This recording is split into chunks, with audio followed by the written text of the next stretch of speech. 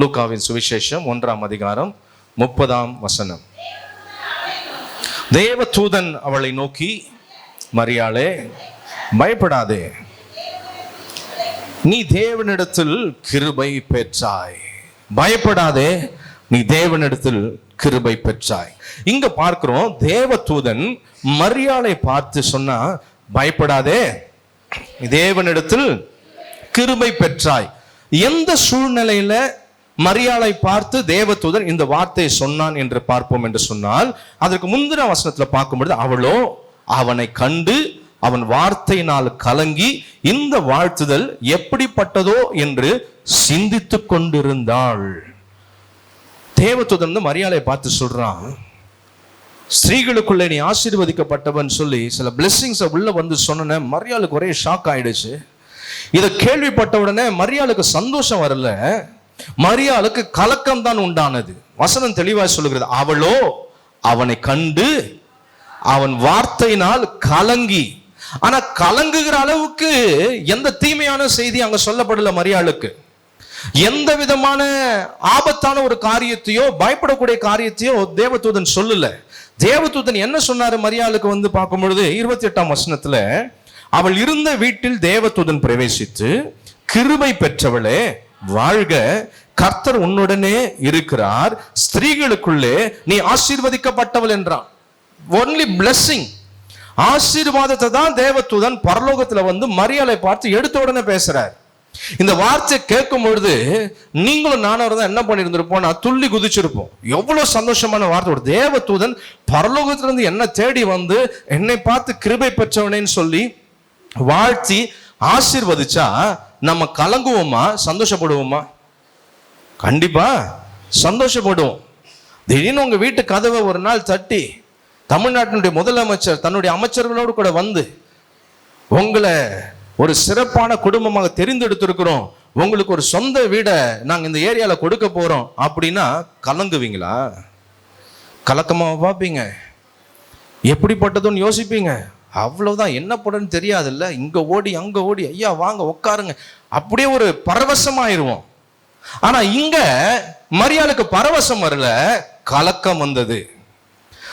இந்த வாழ்த்துதல் எப்படிப்பட்டதுன்னு சொல்லி யோசிக்க ஆரம்பிச்சிட்டாங்க.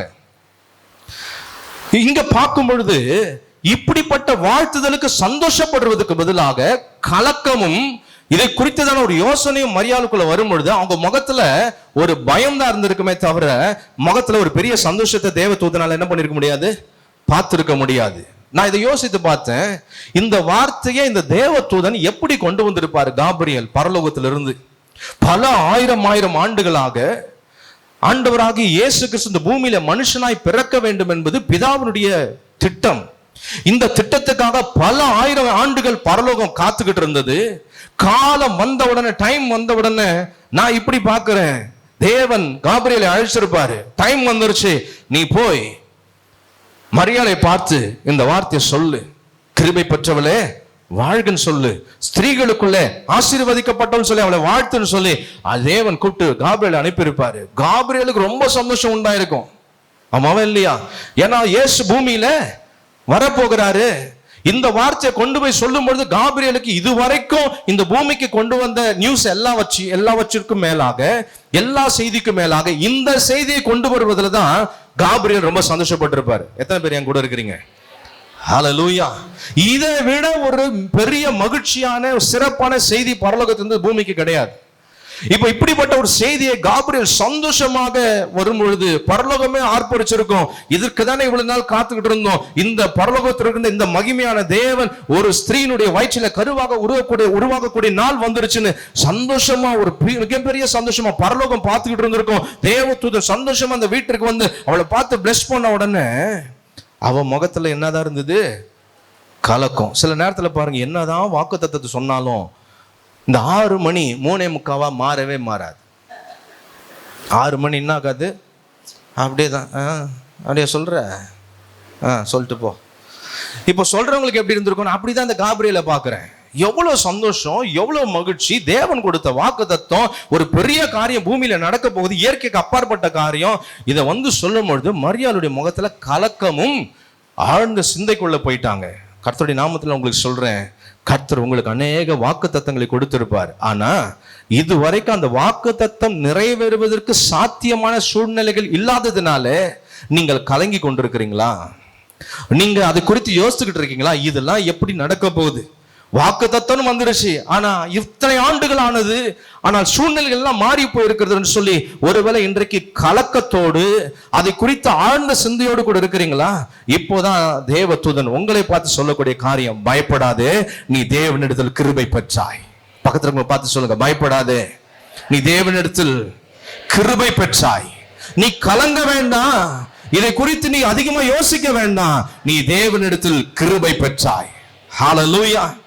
கர்த்தருடைய நாமத்தினால் சொல்றேன், எந்த காரியத்தை குறித்து நீங்க கலங்கி கொண்டிருக்கிறீங்களோ, எதை குறித்து நீங்க அதிகமா யோசித்து பயந்துட்டு இருக்கீங்களோ, கர்த்தருடைய நாமத்தினால் சொல்றேன், கர்த்தர் சொன்னதுதான் அவர் டைம்ல அதை நிறைவேற்றுவார். அவர் பெர்ஃபெக்ட் ஆனவர். அவர் ஒரு நாளும் போய் சொல்ல மாட்டாரு, சொன்னதை மாற்றவும் மாட்டாரு. ஹல்லேலூயா. இங்க யூஸ் பண்ண பயன்படுத்தப்பட்ட ஒரு முக்கியமான வார்த்தை, 2-3 இடத்துல தொடர்ந்து மரியாளுக்கு சொல்லப்பட்ட வார்த்தை என்ன தெரியுமா? கிருபை பெற்றவளே. தேவதூதன் பரலோகத்திலிருந்து வந்து மரியாளை முகமுகமாய் பார்த்து ஃபர்ஸ்ட் அவனுடைய வாயிலிருந்து வெளியே வந்த வார்த்தை என்ன தெரியுமா? 28ஆம் வசனத்துல, அவள் இருந்த வீட்டில் தேவதூதன் பிரவேசித்து கிருபை பெற்றவளே. மரியாளை எல்லாம் கூப்பிடல, ஏமா இங்க பாரு, பைபிளை பார்த்துக்கிட்டு இருக்காத அப்படின்னு சொல்லல. கிருபை பெற்றவளே. அவள் பார்த்து என்ன சொன்னா? கிருபை பெற்றவளே. அந்த வார்த்தை நம்ம வாழ்க்கையில அதிகமா பயன்படுத்துறதுனால அதோடைய வேல்யூ தெரியல, அதோடைய மதிப்புன்றது, அதுக்குள்ள என்ன இருக்குன்றது நமக்கு தெரியல.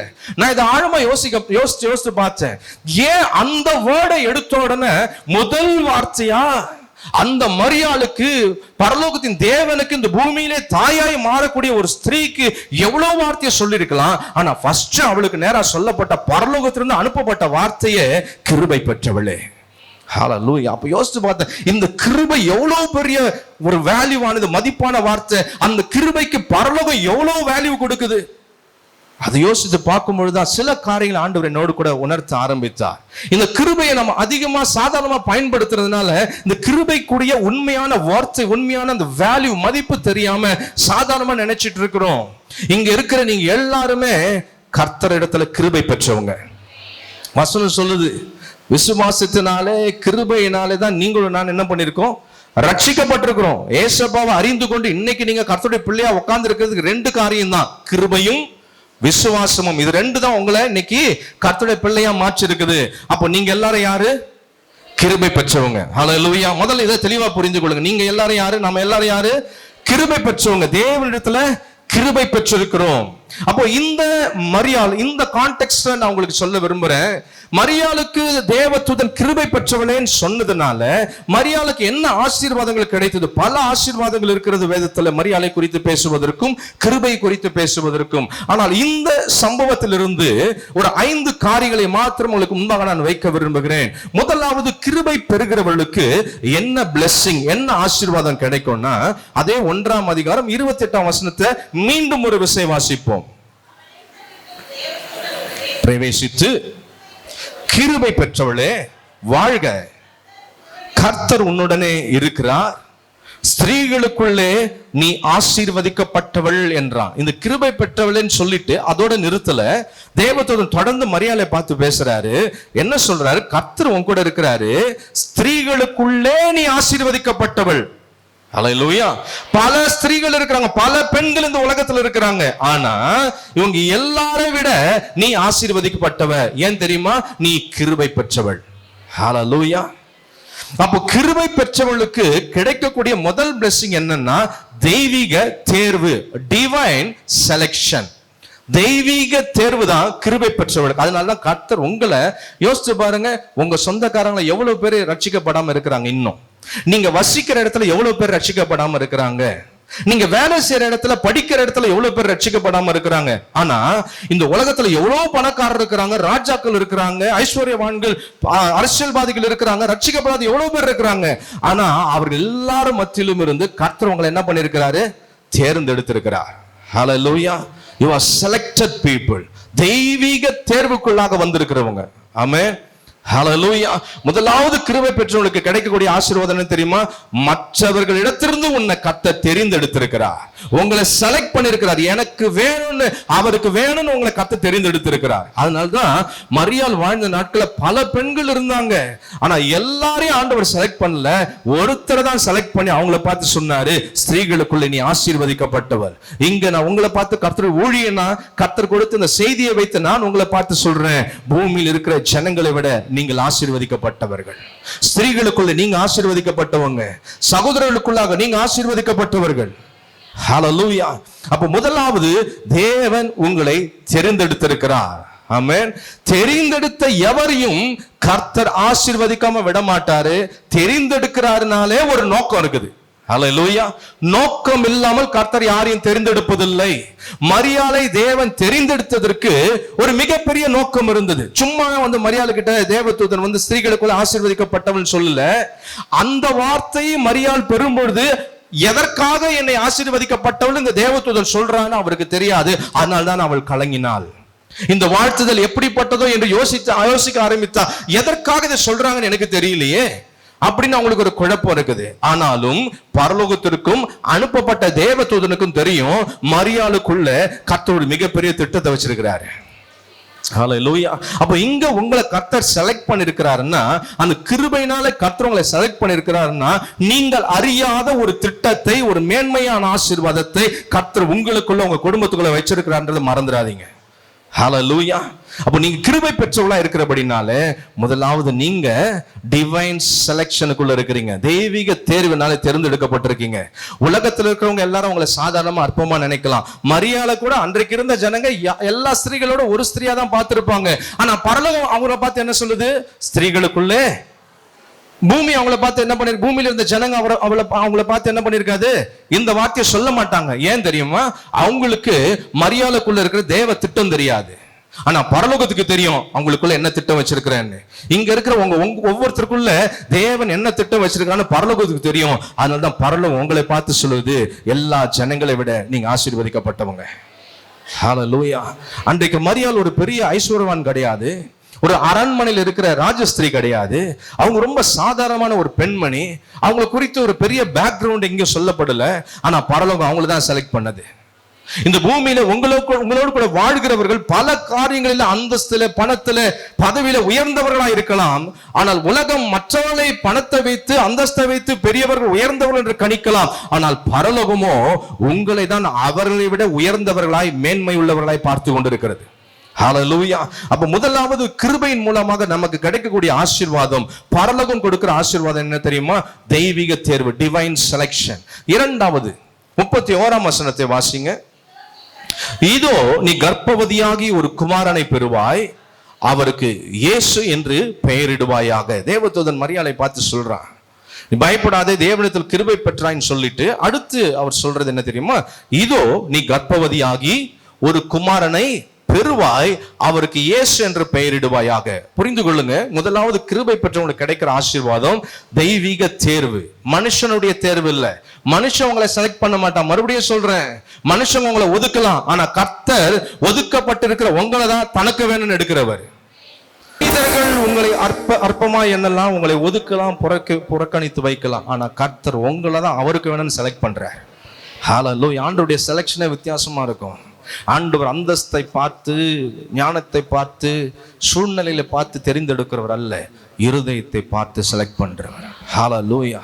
அப்ப இங்க இருக்கிற ஒவ்வொருத்தரும் நீங்க ஒரு நாளும் கவலைப்படாதீங்க. ஏன் ஆண்டவர் இதை உணர்த்துறான்னு தெரியல. யாருடைய வார்த்தையினால நீங்கள் உடைந்து போய் இன்றைக்கு வந்திருப்பீங்கன்னா, உங்களை ஒதுக்கி வச்சிருப்பாங்கன்னா, கர்த்தர் சொல்றாரு, நான் உன்னை செலக்ட் பண்ணிருக்கிறேன். என்னுடைய தேர்வுல நீ இருக்கிற, மத்தவங்க உன்னை செலக்ட் பண்ணல நீ ஏன் நினைக்கிற? ஹல்லேலூயா. தேவனுடைய தேர்வுக்குள்ள நீங்க இருக்கிறீங்க, சோர்ந்து போகாதீங்க. இரண்டாவது, செலக்ட் பண்றவங்கள, டிவைன் செலக்ஷனுக்குள்ள வர்றவங்களுக்கு கர்த்தர் டிவைன் ப்ராமிஸை கொடுப்பார், தெய்வீக வாக்குறுதியை கர்த்தர் தருவார். இங்க மரியாளை பார்த்து வாக்குத்தத்தம் சொல்லப்படுகிறது, இதோ நீ கர்ப்பவதியாகி ஒரு குமாரனை பெறுவாய், அவருக்கு இயேசு என்று பெயரிடுவாயாக. நல்லா புரிந்து கொள்ளுங்க, கர்த்தர் உங்களை செலக்ட் பண்ணிருக்கிறாரு. ஏனென்றால் நீங்க கிருபை பெற்றிருக்கிறவங்க. நீங்க செலக்ட் பண்ணப்பட்டபடினாலே உங்களுக்கு கர்த்தர் டிவைன் ப்ராமிஸை கொடுக்கிறாரு, வாக்குத்தத்தத்தை கர்த்தர் கொடுத்திருக்கிறார். இந்த சிலர் அநேக வாக்குத்தத்தங்களை பெற்று அதை அனுபவிச்சிருக்கிறீங்க. இந்த வருஷத்துல கர்த்தர் நமக்கு ஒரு வாக்குத்தத்தத்தை கொடுத்தாரு. செய்ய மனதாய் இருந்ததெல்லாம் அனுகூலமாயிடுச்சு. அநேக காரியங்களை கர்த்தர் செய்திருக்கிறார். ஹல்லேலூயா. இது வரைக்கும் இந்த சபையின் வரலாறுல, இந்த ஊழியத்தின் வரலாறுல இல்லாத அளவுக்கு புதிய வீடு பிரதிஷ்டை நடந்துருச்சு. இவ்வளவுதான் நான் சந்தோஷம். வீடு கட்டுறது சாதாரண விஷயமா? கட்டினவங்களை கேட்டீங்கன்னா தான் தெரியும். நான் சொல்லணும்னா பல காலம் ஆகும் அப்படின்னு சொல்லுவாங்க. எதை சொல்றது எதை சொல்ல முடியாதுன்னு தெரியாது. அது அவங்கவுங்களுக்கு தான் தெரியும். இந்த வருஷம் ஜனவரி மாதத்துல வீடு பிரதிஷ்டை ஆரம்பிச்சது, டிசம்பர் வரைக்கும் நடந்தது. ஹல்லேலூயா. நான் யோசிச்சு பார்த்து எவ்வளவு பெரிய ஆச்சரியம் இது. கர்த்தர் செய்யலன்னா, கர்த்தர் வீட்டை கட்டாராகில் கர்த்தருடைய பிரயாசம் விருதா. அப்ப அப்படின்னா கர்த்தர் ஒவ்வொருத்தர் வீட்டையும் கட்டி கொடுத்திருக்கிறாருன்னா எவ்வளவு பெரிய நோக்கத்தை கர்த்தர் வைத்திருக்கிறார் இல்லையா? ஹல்லேலூயா. அநேகர் இதுவரைக்கும் இல்லாத அளவுக்கு 2 வீலர்ஸ் 4 வீலர் வாங்கி இருக்கிறீங்க. சந்தோஷமா? வாங்காதவங்க சந்தோஷமா சொல்லுங்க, அடுத்த வருஷம் உங்களுக்கு தான். ஹல்லேலூயா. ஆமென். அப்ப ஆண்டவருடைய ஆசீர்வாதம் பாருங்க, செய்ய மனதா இருந்ததெல்லாம் அனுகூலமா இருக்கு. ஆரம்பத்துல வருஷத்தின் துவக்கத்துல ஆரம்பிச்சவர் இன்னும் வருஷம் முடிகிற வரைக்கும் இன்னும் பெண்டிங் இருக்குன்னு ஆண்டவர் டிக் பண்ணிட்டே வராரு. எதெல்லாம் பெண்டிங்க பாருக்கு, என் பையனுக்கு என் பிள்ளைக்குன்னு சொல்லி, இது மிஸ் ஆயிருக்கு, இந்தா இதை எடுத்துக்கோ, டிசம்பர் முடிய போகுது, இந்த வருஷத்துக்குள்ள ஆசீர்வாதம் உனக்கு. இன்னும் இருக்கக்கூடிய 21 நாட்களிலும் மகத்தான ஆசீர்வாதம் உங்களுக்கு தேடி வந்து கொண்டிருக்கிறது. ஹல்லேலூயா. புது வருஷத்துல போகும்போது நியூ பிளெஸிங்ஸ். இந்த ஆண்டுக்குரிய 24ஆம் ஆண்டுக்குரிய ஆசீர்வாதங்கள் இந்த வருஷத்தை கர்த்தர் நிச்சயம் தருவார். ஹல்லேலூயா. அப்ப முதலாவது நாம் பார்த்தோம் தெய்வீக தேர்வு. தெய்வீக தேர்வுக்குள்ள கொண்டு வர்றவர்களை கர்த்தர் அவளுக்கு தெய்வீக வாக்குறுதியை கொடுக்கிறாரு. உங்களுக்கு கர்த்தர் வாக்குத்தத்தத்தை கொடுத்திருக்காரு, நிறைவேற்றிருக்கிறாரு, கொடுத்து கொண்டிருக்கிறதும் நிறைவேறும். ஹல்லேலூயா. காலம் தாமதமாகிறதுனால நடக்கல, முடிஞ்சு போயிடுச்சுன்ற நிலைக்கு நீங்க ஃபுல் ஸ்டாப்பை வைக்காதீங்க. ஹல்லேலூயா.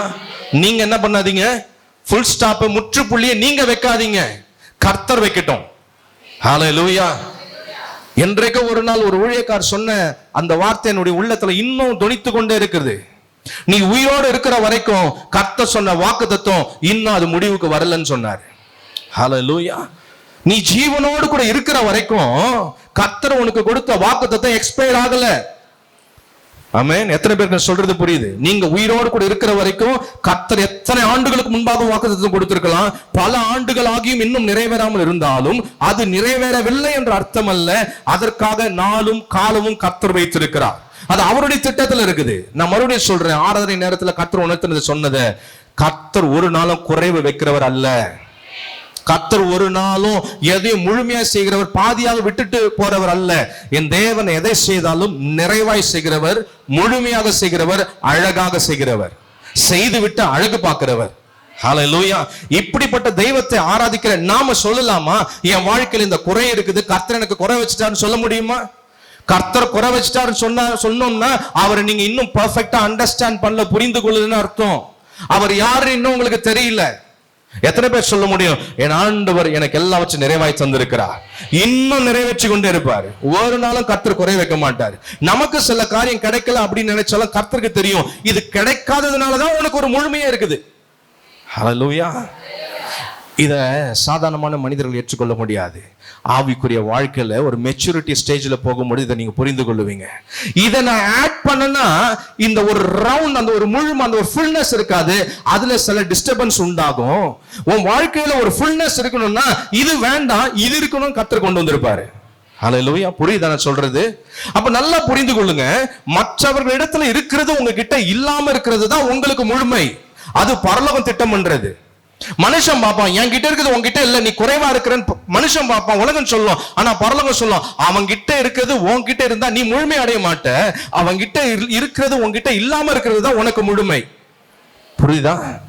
ஹல்லேலூயா. கர்த்தருடைய பிள்ளைகள் இந்த எண்ணத்துக்குள்ள வந்துடணும். என் ஆண்டவர் எதை கொடுத்தாலும் எதை கொடுக்கலனாலும் என்ன நிறைவாதான் வச்சிருப்பாரு. நானா நினைக்க கூடாது எனக்கு இந்த குறைவை கர்த்தர் வச்சிருக்காரு. இல்ல, குறையே கிடையாது, அது நிறைவுதான். ஆமென். நீங்க எந்த அளவுக்கு ஆண்டவரை நெருங்கி நெருங்கி நெருங்கி போறீங்களோ அந்த அளவுக்கு அவர் யாருன்னு புரிந்து வாழ பழகி கொள்ளுவீங்க. ஹல்லேலூயா. தூரத்துல விமானத்தை பார்க்கும்பொழுது அது சின்ன 2 விரல் அளவு தான், விரலுக்குள்ள அடைக்கிடலாம். இப்படி விரல வச்சு பார்த்தா தெரியும் அந்த விமானம், அந்த ஏரோப்ளேன் இவ்வளவுதான் இருக்குதுன்னு. ஆனா ஏர்போர்ட்ல போய் பக்கத்துல போய் பாருங்க, அதனுடைய பிரம்மாண்டம், அதனுடைய உள்ள இருக்கிற அமைப்புகள் அப்பான்னு அப்படியே கண்ணையும் வாயும் பிளந்து பார்ப்போம். அது போலதான் நீங்க ஆண்டவரை தூரத்துல பார்க்கும்போது ரொம்ப சாதாரணமா தெரிவாரு. ஆனா கிட்ட நெருங்க நெருங்க நெருங்க தான் தெரியும் அவர் எவ்வளவு பெரியவர் என்று சொல்லி. ஹல்லேலூயா. அப்ப இரண்டாவது நான் சொன்னேன், அழைக்கப்பட்டவர்களுக்கு, தெரிந்தெடுக்கப்பட்டவர்களுக்கு கர்த்தர் தெய்வீக வாக்குறுதியை கொடுக்கிறார். மூன்றாவதாக 1 அதிகாரம் 35 வசனத்தை வாசிப்போம்.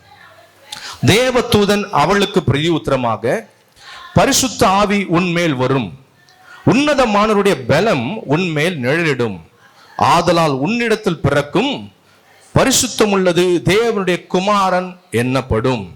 இப்போ மரியாள் கேட்கிறாங்க, இப்படி ஒரு குமாரனை நீ பெறுவாயின்னு சொல்லி தேவதூதன் சொன்ன உடனே மரியாளுக்கு ஒன்னும் புரியல. 34 வசனத்துல மரியாள் கேட்கிறாங்க பாருங்க. அதற்கு மரியாள் தேவதூதனை நோக்கி, இது எப்படி ஆகும்?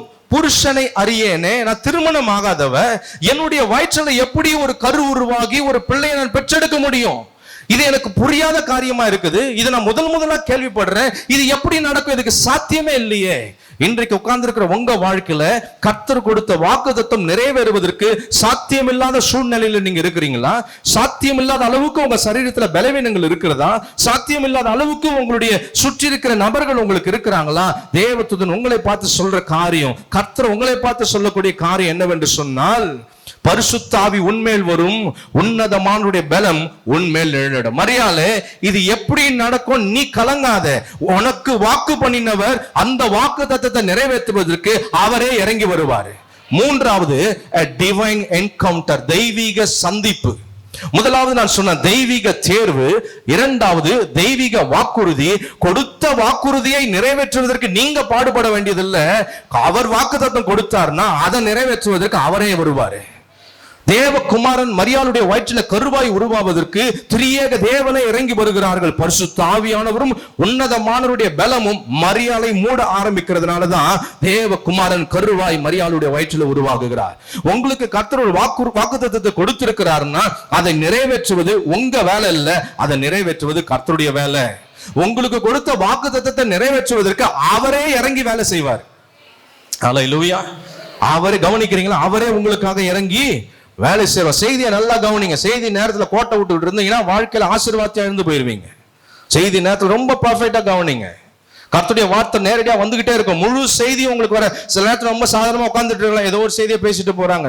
வாழ்க்கையில எந்த முன்னேற்றத்தையும் பார்க்க முடியாது. நல்லா புரிந்து, கர்த்தருடைய வார்த்தை வந்துகிட்டே இருக்கும்போது ஒரு ரேமான்ற ஒரு வார்த்தை இருக்கு. ரேமான்றது அவங்களுக்கென்று சொல்லப்பட்ட ஒரு வார்த்தை. அந்த ஒரு வேர்டு உங்க வாழ்க்கையை அப்படியே மாத்திரும். ஹல்லேலூயா. அந்த ஒரு வேர்டு உள்ள போய் உங்க வாழ்க்கையில பல காரியங்களை கொண்டு வந்துடும். அந்த வேர்டுக்காக தான் வெயிட் பண்ணிக்கிட்டே இருக்கணும். எந்த ஜெபத்துல இருந்தாலும் எனக்கான வார்த்தை வரட்டும், எனக்கான வார்த்தைக்காக காத்திருக்கேன், எனக்காக வார்த்தையை காத்துக்கிட்டு இருக்கேன். அந்த ஃபுல் கான்சென்ட்ரேஷனோட கவனிச்சுட்டே இருந்தீங்கன்னா ஆவியானவர் உங்களுடைய எதிர்பார்க்கலை பார்த்து உங்களுக்கான வார்த்தை டைரக்டா உங்க உள்ளத்துல அனுப்பிடுவாரு. அந்த வார்த்தை மாம்சமாகும், வெளியரங்கமாகும். ஹல்லேலூயா. இப்போ மூன்றாவது நாம் பார்க்கிறது தெய்வீக சந்திப்பு, டிவைன் என்கவுண்டர். கர்த்தர் உங்களுக்கு கொடுத்த வாக்குத்தத்தத்தை நிறைவேற்றுவதற்கு கர்த்தரே உங்களை சந்திப்பார். ஹல்லேலூயா. நல்லா புரிந்து கொள்ளுங்க.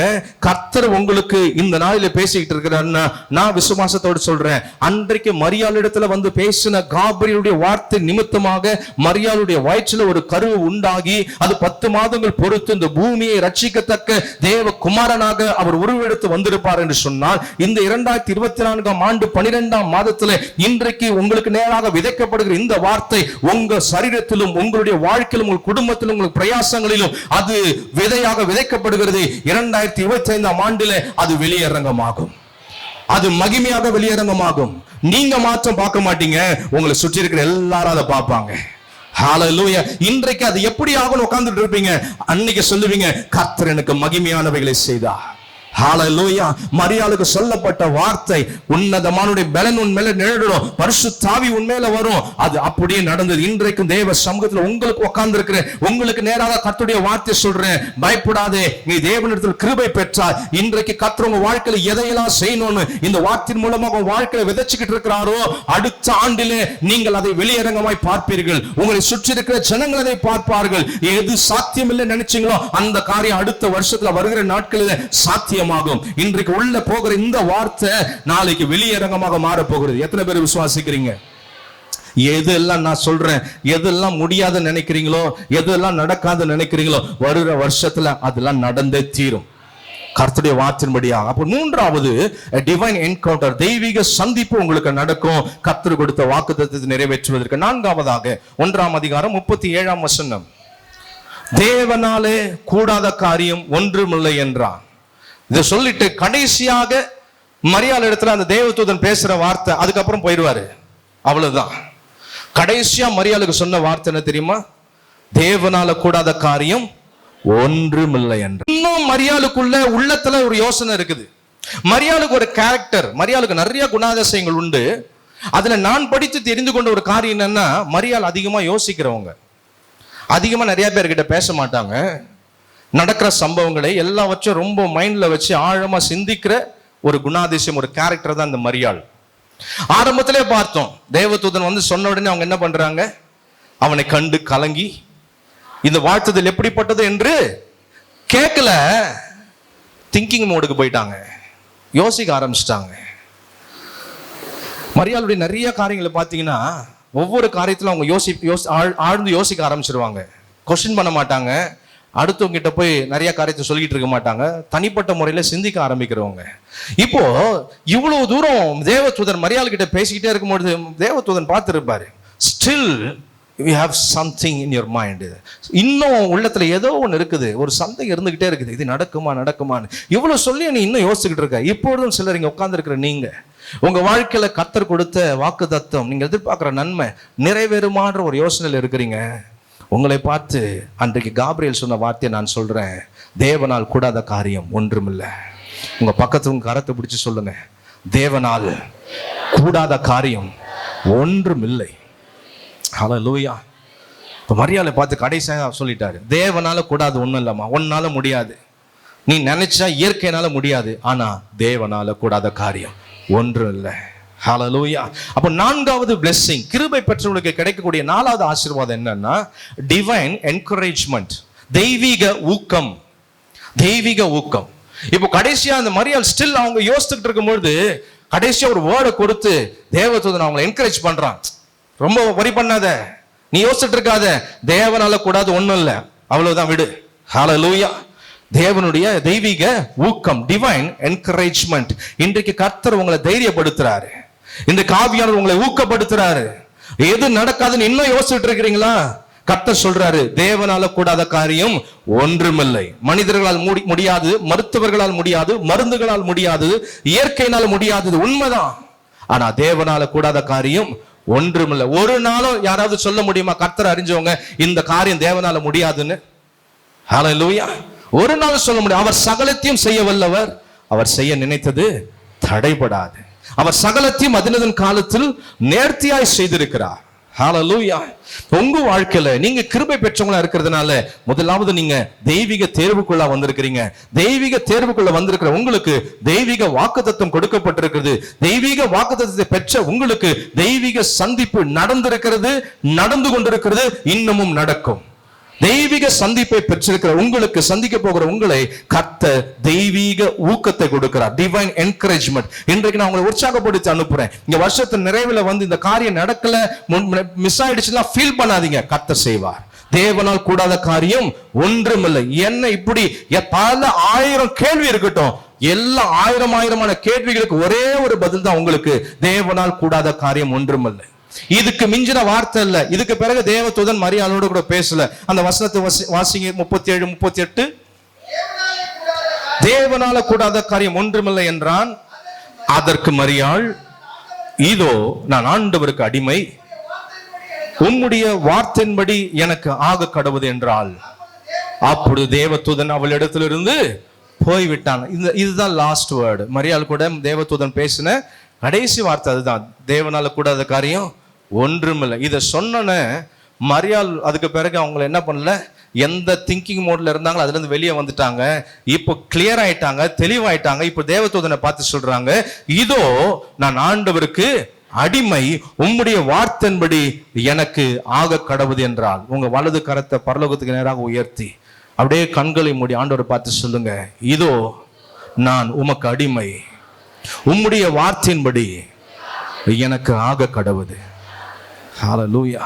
கர்த்தர் இந்த செய்தியை எதற்காக உங்க ஒவ்வொருத்தருக்காக சொல்லிக்கிட்டு இருக்கிறாரோ அதை நிச்சயம் கர்த்தர் அந்த வார்த்தையை நிறைவேற்றுவார். ஹல்லேலூயா. நீங்க இந்த வார்த்தையை இன்னைக்கு அறிக்கை செய்திருக்கிறீங்க. ஆண்டவர் சொன்னார் தேவனால கூடாத காரியம் ஒன்று இல்லைன்னு. நீங்க அதுக்கு பதில் சொல்லிட்டீங்க. உங்களுடைய வார்த்தையின்படி எனக்கு ஆக கடவுதுன்னு 100% ஃபுல்ஃபில் பண்ணுவார். ஹல்லேலூயா, ஹல்லேலூயா. கடைசியாக 39ஆம் வசனம்.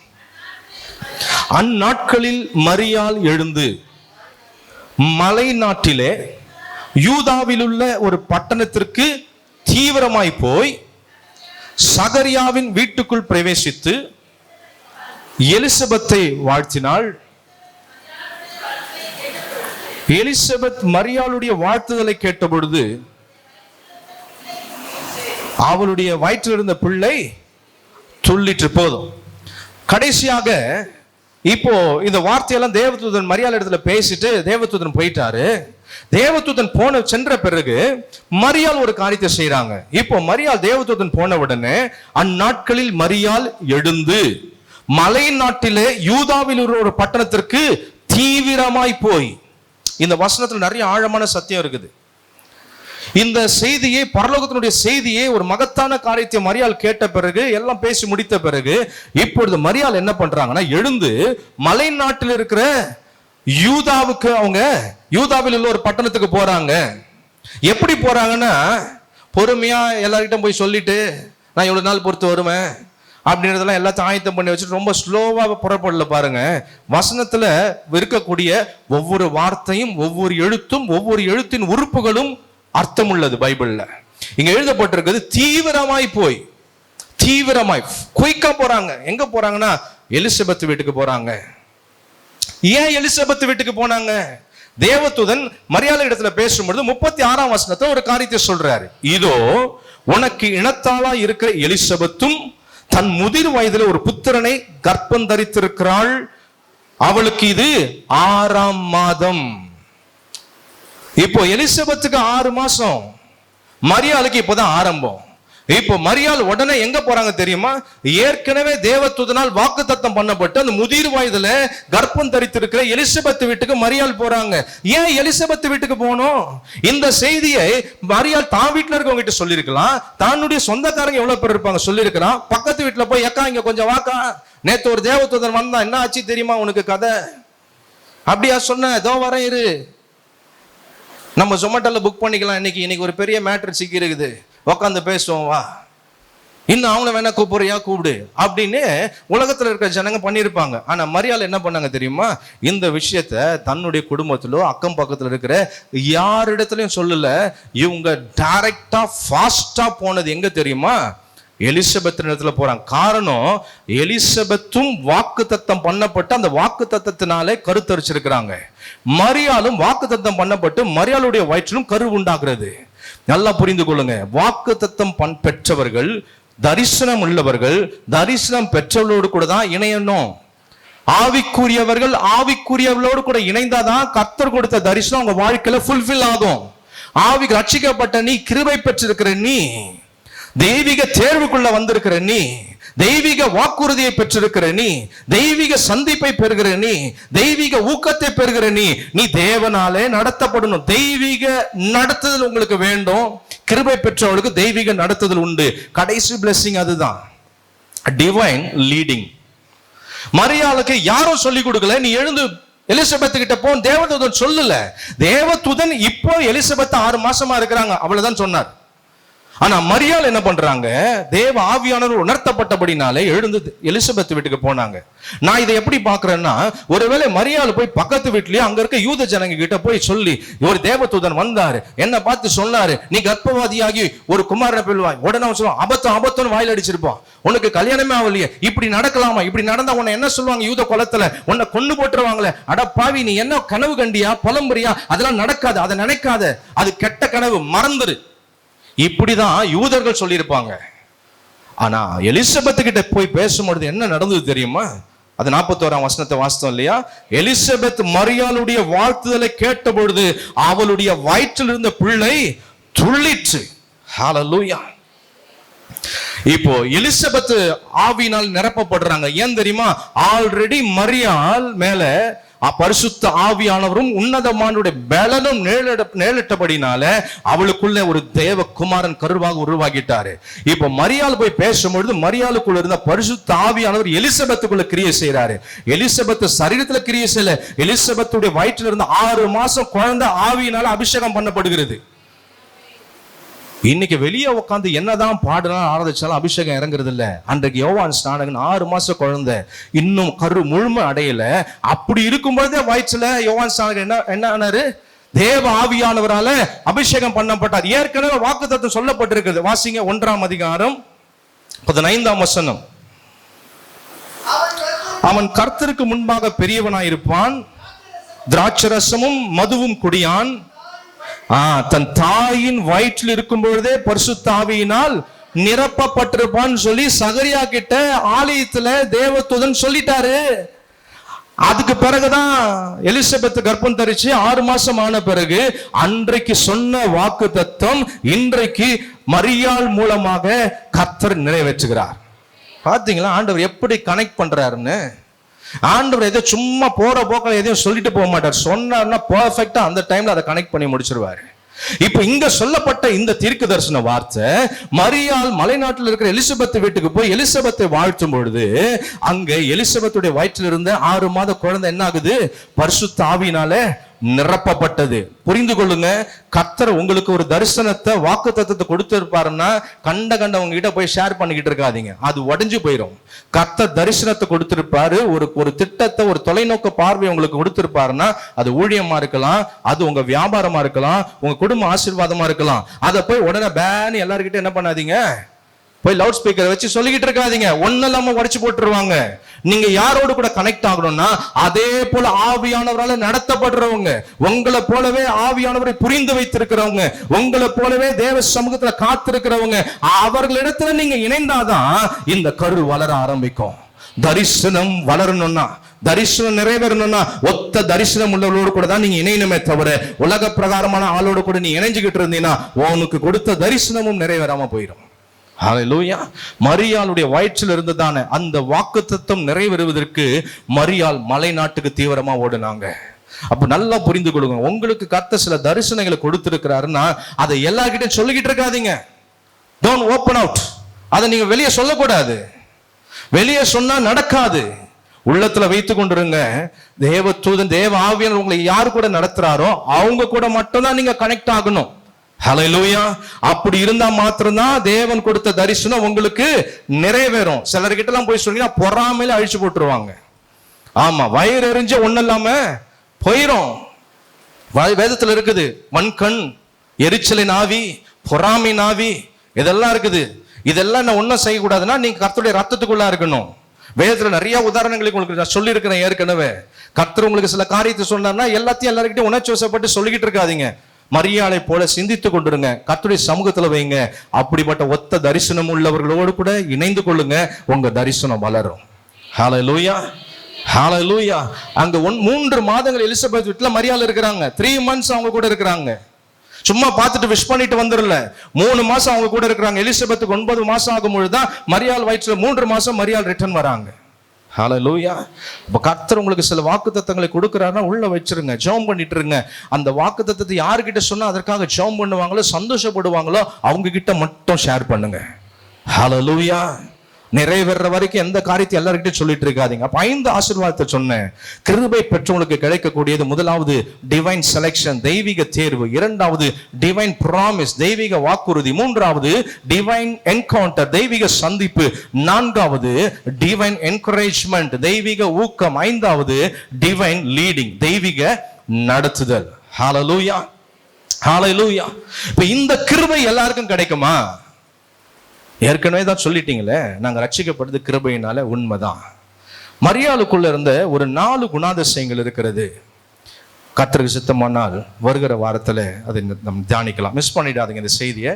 இந்த செய்தி தொடரும். அவளுக்குள்ள இருந்த 4 மெயின் கேரக்டர்ஸ். இந்த கிருபை பெறுவதற்கு அவங்க கிட்ட இருந்த 4 குணாதிசயம் முக்கியமான காரியம் இருந்தது. அது நமக்குள்ள இருக்கும் பொழுது இந்த கிருபை பெருகும். கிருபை பெருக பெருக கிருபையினால கிடைக்கக்கூடிய ஆசீர்வாதமும் உங்க வாழ்க்கையில பெருகி கொண்டிருக்கிறோம். ஹல்லேலூயா.